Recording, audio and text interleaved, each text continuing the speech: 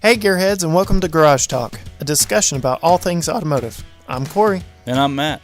And each week this podcast will serve as a catalyst for discussion on all sorts of topics that grind our gears, excite us, or just need an extra bit of conversation. In today's episode, we're going to dive into something that I've always thought was standard practice, but I'm finding how maybe not so much. And that's, should we name our cars? As I mentioned before, Garage Talk is a discussion about all things automotive, and while this podcast will mainly feature our two voices, you can join the conversation online. Like us, follow us, tweet us on Facebook, Instagram, Twitter, all at GT Garage Talk.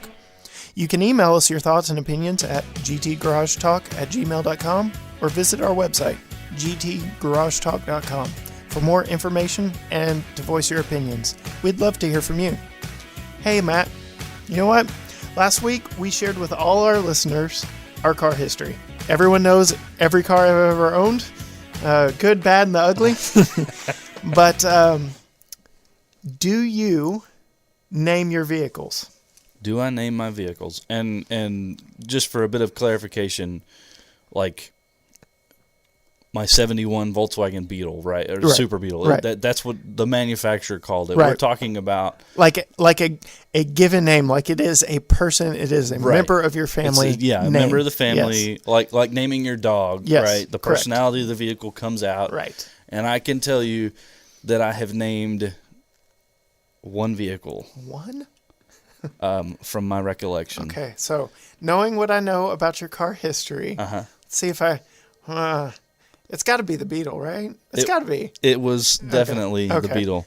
And the funny thing is, so my 71 Super Beetle, and I had 4 or 5 different Volkswagen Beetles all around the late 60s, early 70s.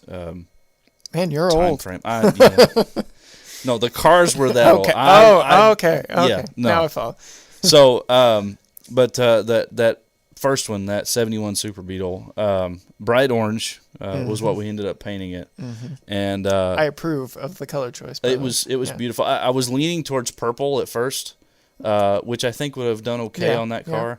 But the orange really just it set that car out. It made it stand out in a crowd for sure. If any of y'all have followed our blog post or Facebook, Instagram, Twitter, all that, you know how much of a fan I am of color. So I agree with both of those choices. They would have worked out perfectly. Yeah, absolutely. My current vehicle, my last vehicle, both black. My truck, gray. Like, I've got a history of non-color too. Bland, but and then red. Other than that, which is the only other most popular color in the world. Yes, so. But that's an issue for another day. So car names. My first car named, and it was my first car. It I actually found out later that the name that I named my first car was the name that my wife named her first car. Oh, really? And that was Tallulah. My 1971 Volkswagen Super Beetle in bright orange. Because that's such a common name, too. Right. Yeah. Was named Tallulah. Interesting. Yes. I don't remember how the name came about, but it stuck. When it happened, that's what it was. So, what about you? What have you named everything you've ever owned? I've named everything I've ever owned, and we'll get into the conundrum that I currently find myself in. But yes, everything I've ever owned. So y'all know I started off with a 1991 Cadillac Eldorado, maroon inside, maroon outside. I think it started off as a joke, but me and my friends were really big into the TV show Friends at the time, and Joey named his recliner Rosita. And so for some reason... So naturally, I named my very first car Rosita. And it just kind of stuck. It fits. I mean, it was rosy, red. Oh yeah. So that car was referred to in many different things. We're in Texas. The Aggies are huge down here. It was the Aggie Caddy, but Rosita was her name. And so from Rosita, after all her heartaches and troubles she caused me. Heartaches literally bleeding out. Yes, down the street, miles of transmission fluid. And that smell is like ingrained in my nose and in my brain. It does not go away. Yeah, especially like in a controlled environment is one thing, but when it's literally bleeding down the street, that's carnage. Carnage is what that was. Anyway, so my Grand Am GT, I cannot emphasize that enough. I got the sporty GT one. No matter 4-door, 2-door. I liked GT. my wheels better. Yes. Well, mine were like the chrome Hurricane look 5-spoke. Exactly. I liked my wheels better. Okay. She was Angelina. You can draw what assumptions you will from where I derived said name, being a young male, but she was Angelina. Yeah. And white Grand Am GT, had fun with her, but Angelina. The next one I was very particular about, and will be when and if I ever get a truck again. I've already got her name picked out, but is that even legal? Like, you've not even got the next one yet. Yeah, but I've got her name picked. Okay. You figure out your kids' names before they're born, right? Well, that's true. That's true. Yeah. So, fair enough. My 2007 Chevy Silverado Texas Edition, I had gotten into country music by this point in my life, and I realized in Texas Edition truck, America, she had to have like a country name. Right. So, Sarah Jo. Sarah Jo. One and only. Yes. Sarah Jo. She had to have two names. It had to be like good old Southern country. Absolutely. Sarah Jo. And it was Sarah, no H. S-A-R-A, Jo. And 2 words, like not Sarah Jo. It was Sarah Jo.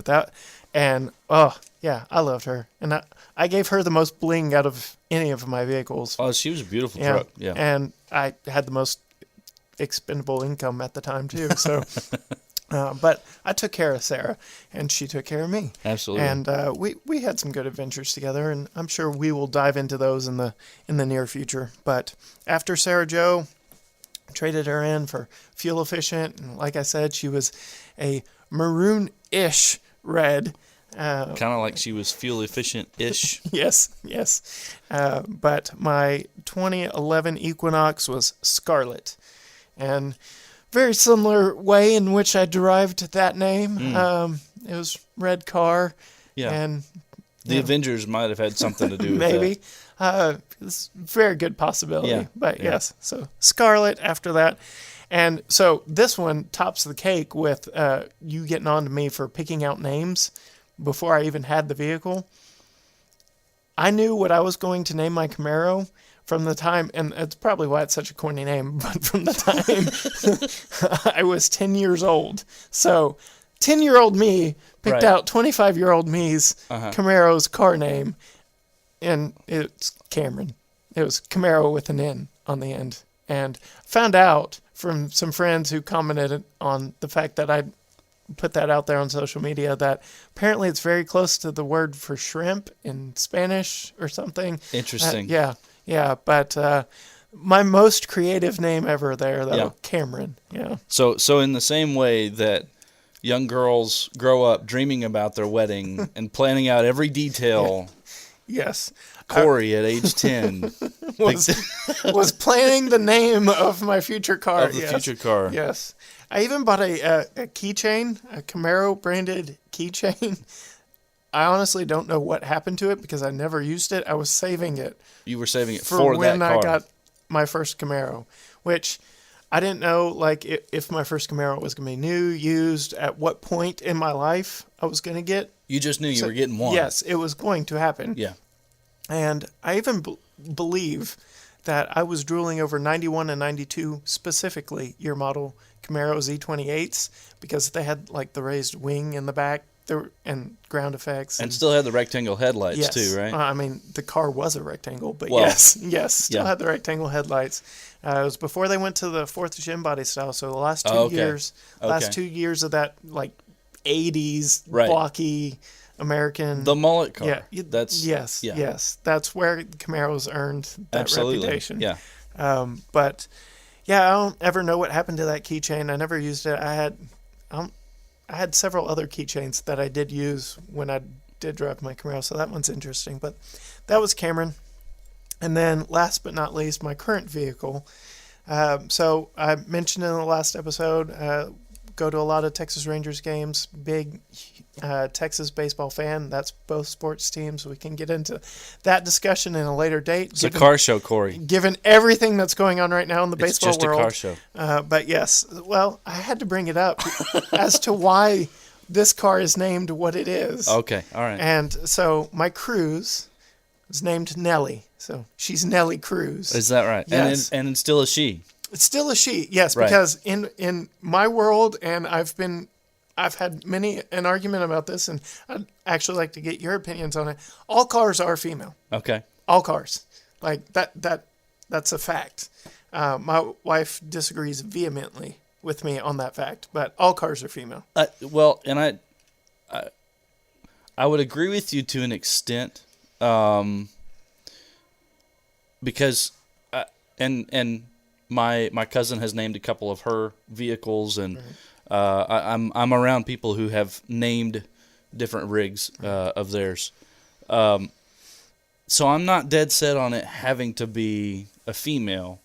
And maybe I'm a little sexist when it comes to this, but like for a woman, she can have a male car or truck, and a guy can only have. It is really only females that have really truly challenged me on this stance and pushed the male names for.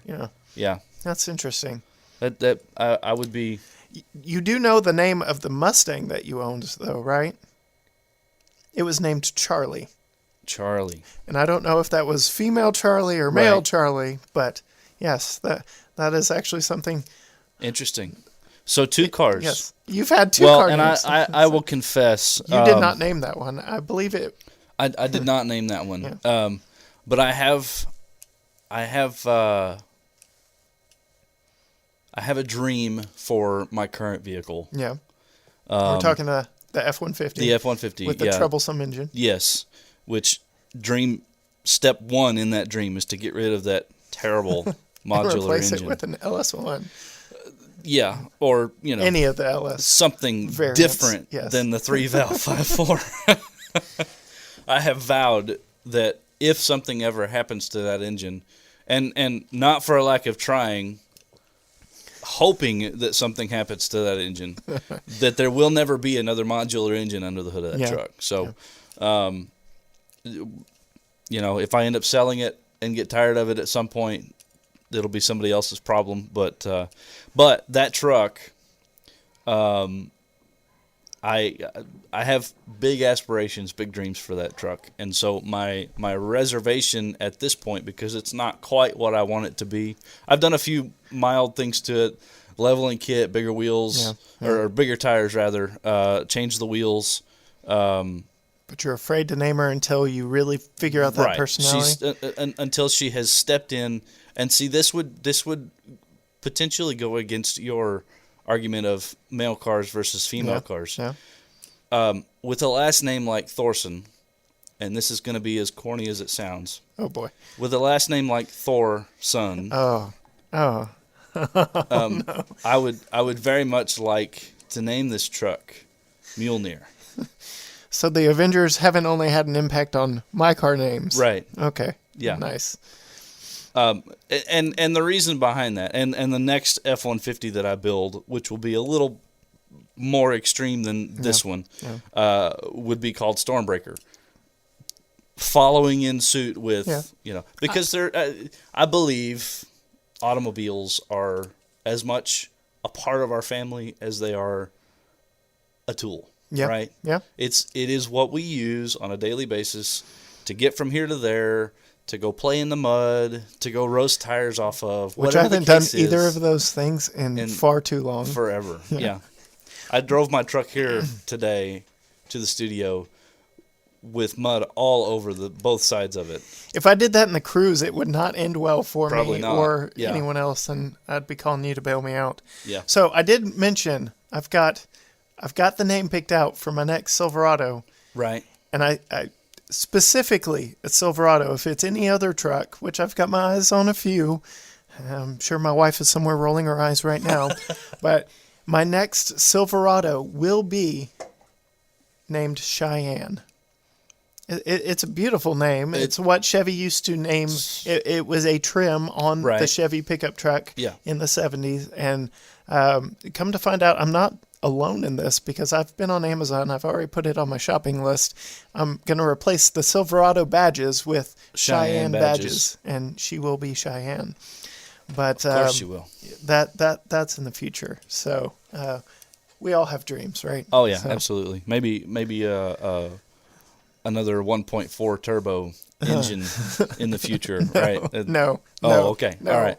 I want a V8 so bad. Like, I miss it. I miss the sound. I miss the feeling of the power, to feel the lumpiness of the idle underneath your foot. Like, I need another V8 in my life, like you wouldn't believe. And I blame my wife for making me want a pickup truck again, because honestly, if it weren't for her reining me back on spending, I probably would have already bought a Jeep Wrangler. So I would have had a V6, 2 more cylinders, but yeah. So a little closer to being what you. So okay, you brought this up, and the engines and the 1.4 and things like that. Have you noticed? Let me get over here to the. I believe it's under packages. On the new Silverados, have you noticed it's not under packages? I should have done this before we. There it is. Okay, yeah. You have to pick the engine when you pick the trim. Right. So on the WT trim, right? They have the 4.3 Ecotec V6, which is almost older than me. Right. Right. It probably is. It very well may be. It's an LS engine missing 2 cylinders. Yes. And then they have the classic 5.3 Ecotec, which is what I had in Sarah Jo. Right. She had 5.3. Right. So. All right. So after the name of the 4.3 Ecotec 3 V6 engine, 5.3 liter Ecotec 3 V8 engine. Right. And then there's this new engine that GM has decided to put in their pickups this year. So you're going on a real big tangent here. No, it's really not the new 3-liter Duramax turbo diesel inline 6 engine. No, it couldn't be that one. No. It's the omission in this next statement that just makes me laugh, right? At least with Ford, when they say 4-cylinder, they're owning the fact that it has a 4-cylinder in it. Yeah. GM can't bring themselves to do that. In the options for the LTs, and you can get them in most of the trims based on what I see here, there's a 2.7-liter turbo engine. It's just turbo. We're not going to discuss the fact that there's 2 cylinders missing. It's 2.7, right? 2.7 turbo engine. Turbo engine, yes. Okay. Yeah. Well, we can have a whole episode about what engine belongs under the hood of an American full-size pickup. And as great as that diesel may be, it's got to be a V8. It's got to be that rumble, and you got to be able to put an exhaust on it that actually make it sound good. Well, and being a Ford guy, and we'll shorten this tangent. Yeah. But being a Ford guy and the new Raptor when it came out, that hurt me. I'm Chevy diehard, and I'm like, what are they doing? Right. Yeah. I mean, the numbers don't lie, right? Yeah. 500 plus foot-pounds of torque out of a V6. But it's a V6. Ford is milking that EcoBoost engine as much as FCA is there currently. Chrysler absolutely. is milking the Hellcat engine. Yeah. Like, no doubt. Hellcat all the things, Ecotec all the things. Right. Yeah. But, yes. Yeah. So that is definitely something I'm going to take notes on. We're talking engines coming up very soon. Let's do it. But in our show about car names, you specified when we were beginning this conversation, naming it as if you would name a pet or a child or whatever. But there's this whole other topic about car names that we can dive into, and has a whole lot more voice on the internet from what I can see, and passionate people on both sides. And there are reasons why automakers do what they do. but that is the actual name that the manufacturer names a vehicle. And I will tread into this lightly. You've already hinted at it on social media on one of our very own posts, one of the first ones we've done. But there's this trend now in resurrecting old car names and putting them on non-traditional, basically it's not what they were. I'd say it started with the Dodge Charger. Oh my! Coming on a four-door Right. family hauler, Right. that like nobody in their right mind would have said, yeah, call that a Charger. Right. Because that's not what it was in the 70s. That was sacrilege, but now it's accepted. And quickly thereafter, Yeah. the Dart Yeah. and the Challenger. And Yeah. I mean, FCA is probably the worst at this, on bringing back those names. Well, I'm glad you're giving that the title of worst to FCA, because we've got some car names here that... Oh, don't get me wrong. I mean, Ford and GM both have their equal input Yes. on all of this. But no, I do think that FCA is probably the one that has used this the most often. Yep. On bringing back or resurrecting names on different vehicles. Well, my business mind, I use terms like brand equity and marketability and stuff Absolutely. like that. And so that's 100% what the car companies are doing. They're trying to play on nostalgia, resurrect something that may or may not be there. And in the case of the present day Charger, I think they've got it, especially, the aforementioned Hellcat engine. Absolutely. You're not going to find a car guy that doesn't drool over a Hellcat Charger. Oh, absolutely. 2 or 4 door, be darned. We're taking that car. Absolutely. 9 times out of 10. No, but I will say, just a week or two ago, I actually had somebody bring up, again, with the Charger being almost 15 years old now, the fact that the Charger was never a 4-door car. Yeah. So, until they resurrected the name. And I've heard the arguments, bring the Charger back and do a 2-door version and a 4-door version, like what the Monte Carlo and the Impala. Right. When they brought those cars out, when they would redesign them, there were still 2-door and 4-door versions of those cars. I don't know if that would be... I'm just glad, as, again, the Camaro lover and enthusiast of the two of us, that when said car died and was resurrected, that it came back truer to form than when it left. It was more a Camaro when it came back than when it left. Yeah, I would agree with that. The EPA anemicness of the early 90s, definitely choked those down. So, but we've got a list of car names here that I'm just going to run by you, and our awesome listeners cannot see the cringing on your face as I say these names, but I'm sure there's going to be a lot of conversation behind them. I'm going to ease into it. Oh boy. With one of the more recent entries into this. It's not an old name to begin with, and you can't even currently buy a brand new one because they're still working out the kinks of it. But the Chevy Trailblazer. I'm shaking my head. I have to remember this is all audio. I'm shaking my head. Yeah.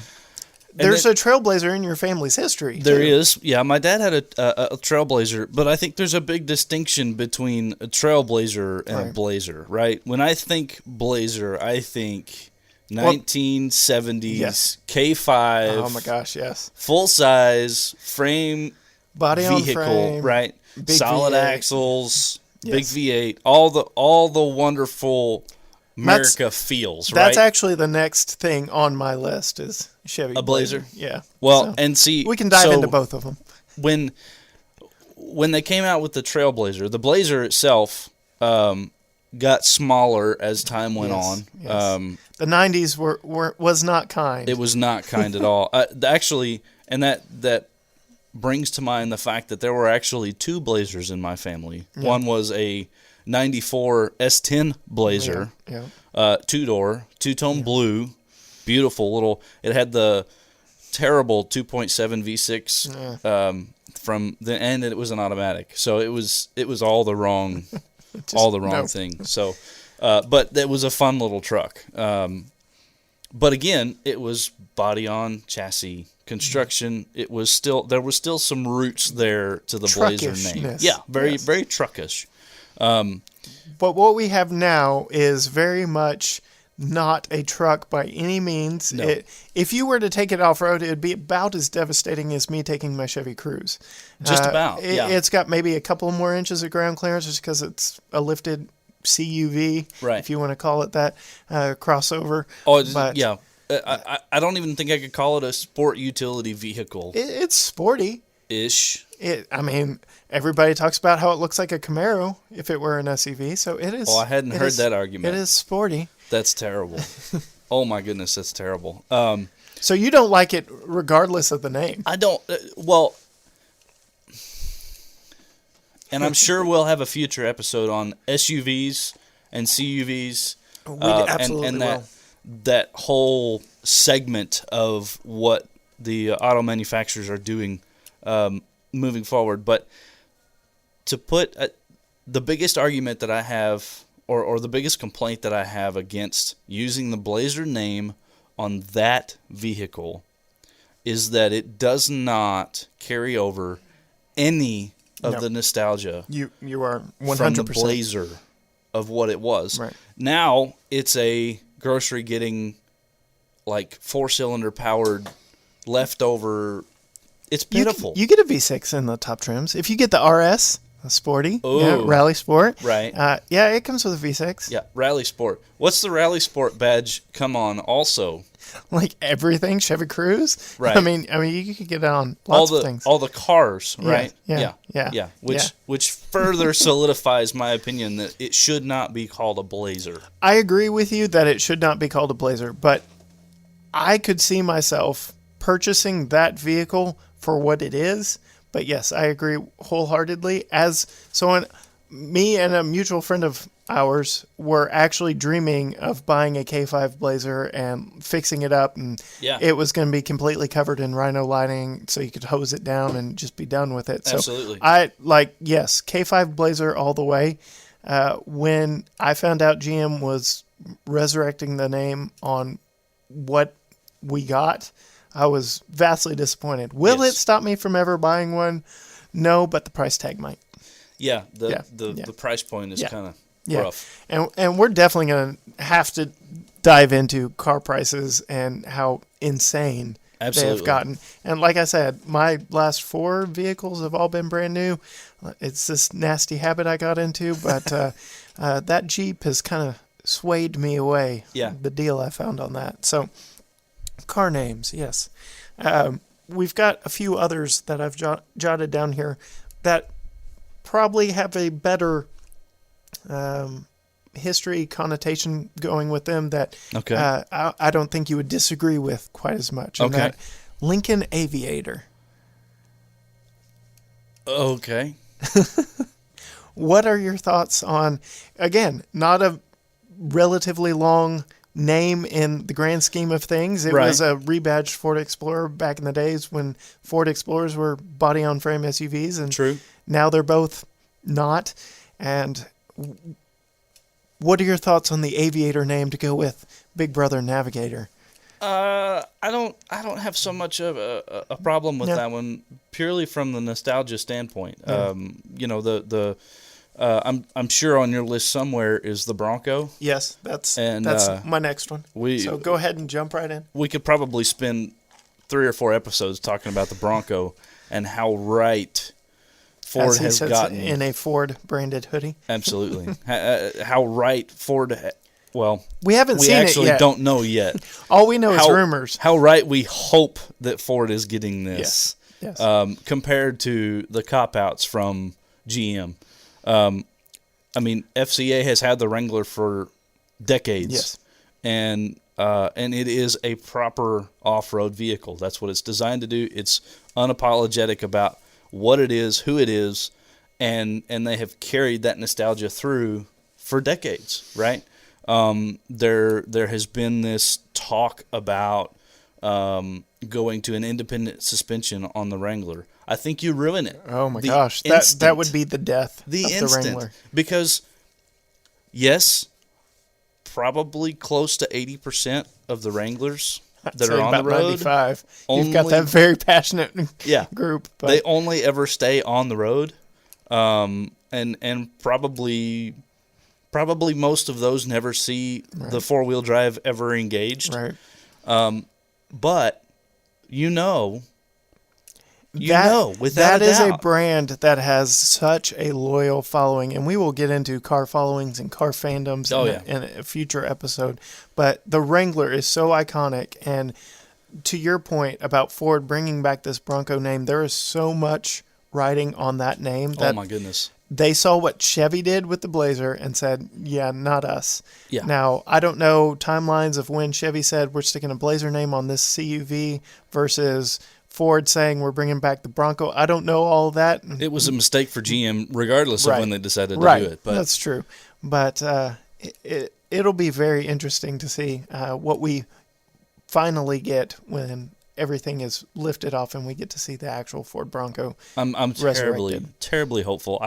I follow 2 or 3 different groups on YouTube and Facebook and things like that are constantly posting spy photos and discussions about the suspension and things like that are underneath it. And so far, I have not been disappointed. Yeah. We'll cross our fingers and hope for the best. Now, for me, you bring up the K5 Blazer in relation to the Blazer, and I know that the Bronco name has had many iterations over its life, but when I think Ford Bronco, I think 1994 O.J. Simpson Ford Bronco, right? And that's not what this new one is. No, it's like the international scout competition of the day, right? Yeah, I mean it has gotten So what I've seen on the Bronco so far, there are between 5 and 6 iterations of what the Bronco name, what the Bronco badge is going to be put on these different vehicles. A 2-door version, a 4-door version. And then the baby Bronco. A baby Bronco. A pickup Bronco, which I think could be an incredible direct competitor with the Gladiator. At a much lower price point. Yeah, and the Gladiator, that's an episode all in itself. The rise and fall of Jeep's Gladiator. Oh my goodness, yes. But the 5th iteration that I've heard rumors about is actually a full-size Bronco. Interesting. And I'm anxious to see what happens. I know my boss is anxious to see the full size because anytime I talk with him about the Bronco, he says, "Nope, don't talk to me until there's a full size. Don't talk to me until there's a full size." So we'll see. We'll see what happens. All right, this one, I'm really coming at you hard now. Yeah. In your Ford hoodie, Mustang Mach-E. Okay, so for those of you who don't know what a Mustang Mach-E is, first of all, the Ford Mustang has been a 2-door sports car since 1964. The Ford Mustang Mach-E is a 4-door crossover all-electric vehicle. Yes. Your thoughts? I think if I buy one, I'm just going to pull the Mustang part of it off.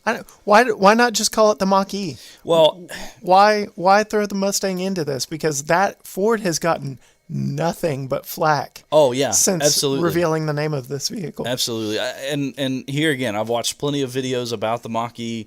I've heard a lot of good about what it is. Like the Blazer, you take the name off of it and just look at what it is. Yeah. And it's not a bad thing, right? But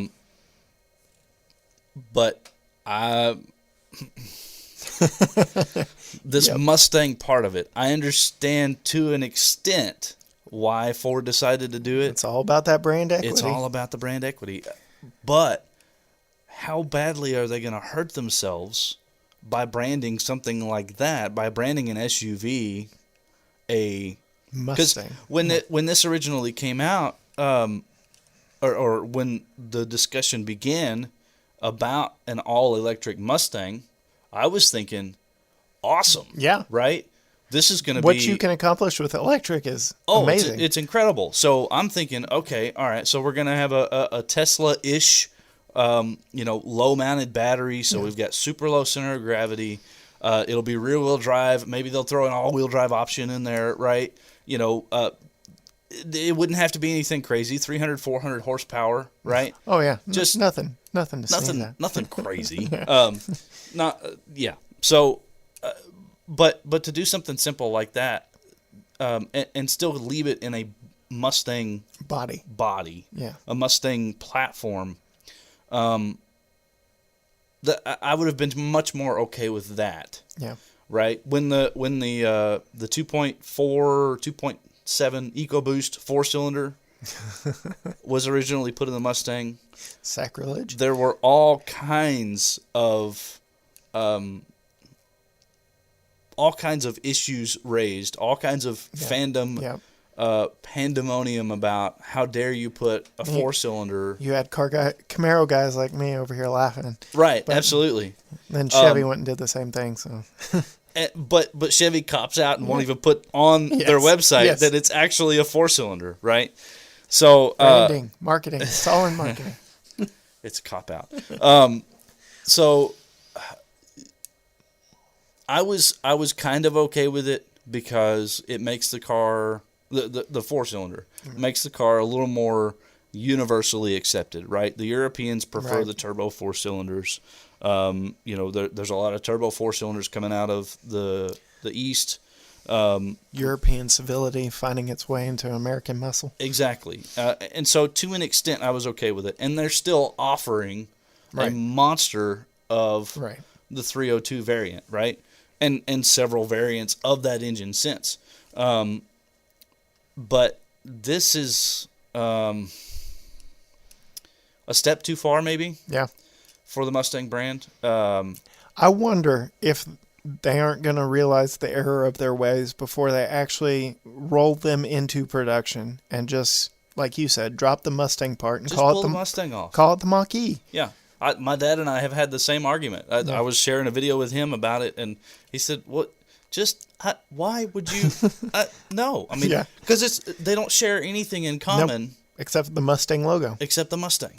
And they've got a few design elements, but then again, so does the Blazer, the current Blazer, and the Camaro. So, yeah, definitely an undeserved name there. Yeah. The last one on my list, and then we can dive into any you might have. We've had some discussion on our blogs and social media about this particular one, the resurrection of Hummer. It is not coming back as the diesel army vehicle of yesteryear that spawned many variants, but rather an all-electric sub-brand of GMC. All of those spin-offs, by the way, were steadily worse than the previous. I liked the H3. I think the H3 had better legs to it than the H2 ever did, and especially the H3T. Yeah, that one actually made sense, but unfortunately, it came along way too late. Way too late to make any difference. Yeah, I would actually like to hear your opinion on this rig because, being the GM guy, being a little more on the cutting edge of the technological aspects of what electric could mean. Yeah. I would love to hear how you feel about the new Hummer. So, first thoughts is I'm 100% excited to see Hummer come back. It absolutely is not what it was when it went away. It's not like what I said, the Camaro, when it went away and came back, it came back more itself. Yeah. Granted, at this point, here we are recording on February 15th of 2020. Nothing has been officially released yet except one teaser image that you can barely tell and some absurd specs that everyone agrees is a misleading marketing tool. 11,000 foot-pounds 11,500. Oh, excuse me. Yes. 11,500 foot-pounds of torque. But knowing what is capable with electric vehicles nowadays and knowing where the industry is going with electric vehicles, I am interested. Given that it's only strong branded competition that we know of right now is the Tesla Cybertruck, and we know what that thing looks like. I think there is a strong case that can be made for the longevity of this Hummer sub-brand. But only time will tell. We don't have enough to go on with that one teaser image, and every car outlet you and I both follow have their own drawings and renderings of what they think the side profile looks like. Oh yeah. And some are more laughable than others. This one, the one I think Motor Trend or Road and Track shared this one out, and it looks like. We'll have to put a picture in show notes or something for all you listeners to see. I like the grill, right? That was the release, right? This big bar of light that lights up the Hummer grill, right? Very they definitely got looking. The iconic Hummer look going. Yeah, but a very modern remix of that, and I do appreciate that.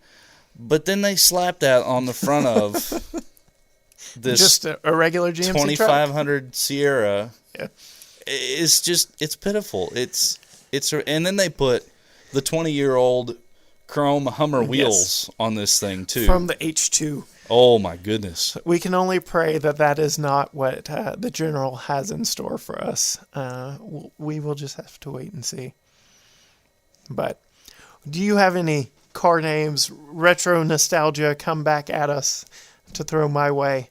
Or did I steal your thunder with Hummer? I think, well, no, not the Hummer one. I had Bronco and the Blazer written down both, and how drastic those are in difference, or supposed drastic differences there are there. One can still hope that the Bronco. I'll add this to it. The reason that I believe Ford has taken so dadgum long to release the Bronco is because they want to make sure it's right. Yep. Right? I don't fault them for that. I don't either. It's irritating. Yes. But I don't fault them for it. When you have competition and a heritage like the Wrangler, you have to do it right, and you have to do it right the first time. And I think Ford has been very smart about how they have released the new technologies and things. The Raptor is a perfect example of that, F-150 Raptor, and the revisions that have come since. Right, the first one was a mildly beefed up platform from the F-150, longer travel suspension, bigger wheels and tires, things like that, and that monster 420 horsepower 6.2 liter V8. Yep. Right, and then GM just completely sidestepped Ford altogether and said, nope, we're not going to directly compete with that. We're going to bring back, and maybe this is some nostalgia to the names, we're going to bring back the ZR2 badge, which in its own right is a wonderful vehicle. It is, but it is not, it is such a cop-out for direct competition with the Raptor. It just General is. Motors fanboy over here. I just want to say, every time anyone from General Motors is interviewed on camera about a Raptor fighter, they smile with this sly little, you don't know what we're working on look, and say, stay tuned.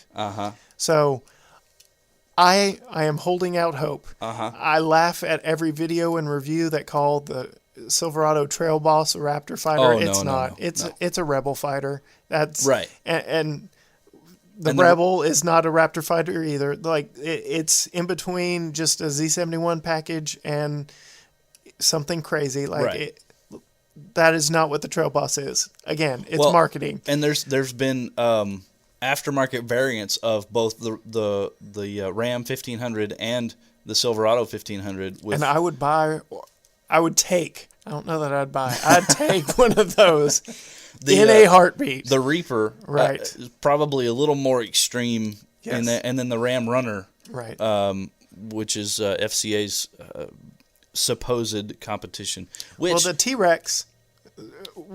I mean, we haven't talked. We're talking about something else entirely here, but there is rumor that the T-Rex is coming to defeat and dethrone the Raptor. That's what they're saying. I've seen test mules, so we'll see. But Yeah. I will say we're running out of time on this particular topic, but we would love to hear what your thoughts and opinions are and to hear from you. So be sure to voice your opinions. We're on social media, Facebook, Instagram, Twitter, all at GT Garage Talk. And you can visit our website, gtgaragetalk.com. You can shoot us an email with your thoughts and opinions. We'd love to hear from you. Our email is gtgaragetalk@gmail.com. What are your thoughts on historic names being resurrected? What do you think of the new Bronco, the new Blazer? Where does your head go when you hear those names?